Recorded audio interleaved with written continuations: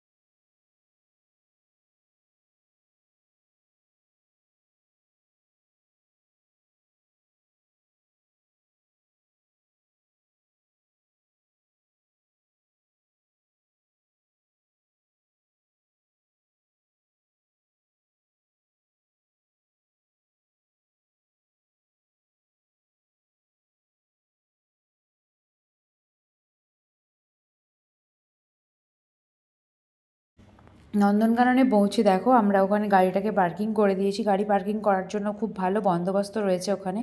তো গাড়িটা পার্কিং করার পর তারপরে হচ্ছে ওখান থেকে বেরিয়ে আমরা ভেতর দিকে চলেছি। আর ভেতর দিকে হচ্ছে গেলে কিছু অনেকটা হাঁটতে হবে, হাঁটলে তোমাকে তারপরে ভেতরের দিকে টিকিট কাউন্টারটা রয়েছে। আর টিকিট কাউন্টারে টিকিট কাটার জন্য যে আমরা যেদিন গিয়েছিলাম সেদিন অতটা লাইন ছিল না, বাট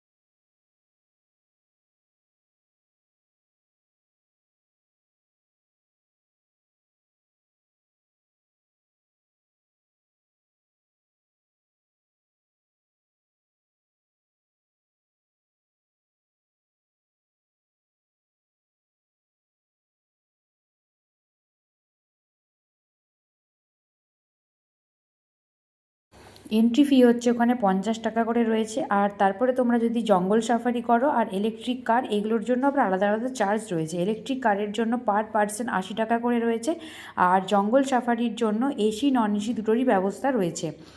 জঙ্গল সাফারিটা হচ্ছে তোমাদের ভাগ্যের ব্যাপার। তোমরা দেখতেও পাও না বা নাও দেখতে পারো।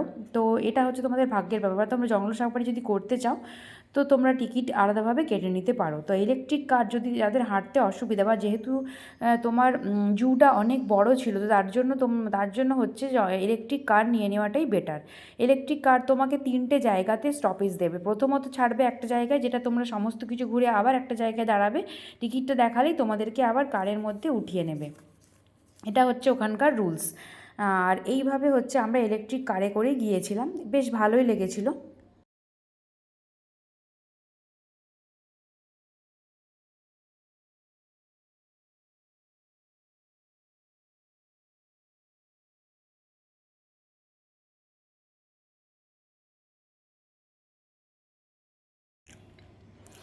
ওখান থেকে কারের জন্য আমরা টিকিট নিয়ে নিয়েছিলাম, পার পার্সন হচ্ছে 80 টাকা ছিল। হ্যাঁ, আরেকটা কথা বলে রাখি, সেটা হচ্ছে তোমার প্লাস্টিকের বোতল আর বাইরে থেকে কোনো খাবার সেইগুলো হচ্ছে যে জুয়ের ভেতরে অ্যালাউ নেই।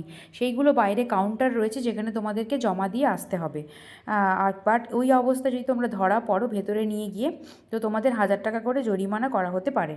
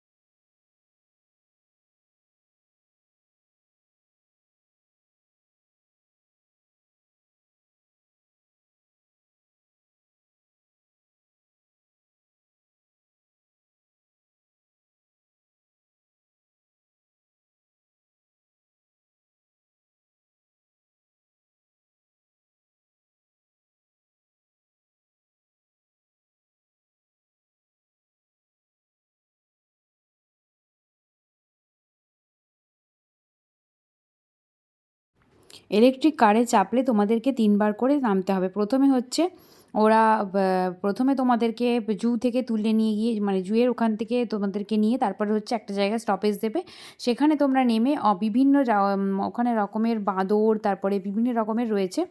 তো ওগুলো দেখার পর তারপরে সেকেন্ড স্টপেজে তোমরা হচ্ছে বাঘ, হাতি, জিরাফ, তারপর এই টাইপের জিনিসগুলো দেখবে। সেকেন্ড স্টপেজে তারপরে তোমরা হচ্ছে আরও অনেক রকমের থাকবে যেগুলো সরীসৃপ, তারপর এগুলো থাকবে, সেগুলো দেখে তারপরে হচ্ছে থার্ড স্টপেজে যেখানে তোমাদেরকে তুলবে সেখানে হচ্ছে একদম ওরা আস্তে আস্তে তোমাদেরকে বিবরণী দিতে থাকবে এবং দেখাতে দেখাতে নিয়ে আসবে। এই হচ্ছে ইলেকট্রিক কারের প্রসেস। আর তোমাদেরকে ওখানে ঢুকলেই দেখবে গাইড বলে হয়তো ধরবে, গাইডের দরকার। তো তোমাদের প্রয়োজন হলে তোমরা গাইড নিতে পারো, বাট আমার মনে হয় গাইডের খুব একটা প্রয়োজন নেই। তোমাদের ওখানেই জুয়ের ওখানে যে যে মানে যে সমস্ত জন্তু জানোয়ারগুলোকে রাখা আছে তাদের সমস্ত বিবরণী ওখানে লেখা আছে সুন্দর করে, তোমরা ওগুলো পড়লেই ক্লিয়ারভাবে বুঝতে পারবে। বাট তোমাদের যদি প্রয়োজন হয় গার্ডস তোমরা নিতেই পারো, গাইড তোমরা নিতেই পারো। তো গাইড নিলে তোমাদের একটুখানি সুবিধা হয় আর কি। তো যাই হোক, এইভাবে আমাদের বেশ ভালোই কেটেছিল সেই দিনটা। ওখানে প্রচুর মানে জন্তু জানোয়ার রাখা রয়েছে, তোমরা জঙ্গল সাফারিও করতে পারো। আমার তো বেশ ভালোই লাগলো, কিন্তু যেহেতু প্রচণ্ড পরিমাণে গরম ছিল তাই জন্য একটুখানি কষ্ট হচ্ছিল, নইলে বেশ ভালোই লেগেছে।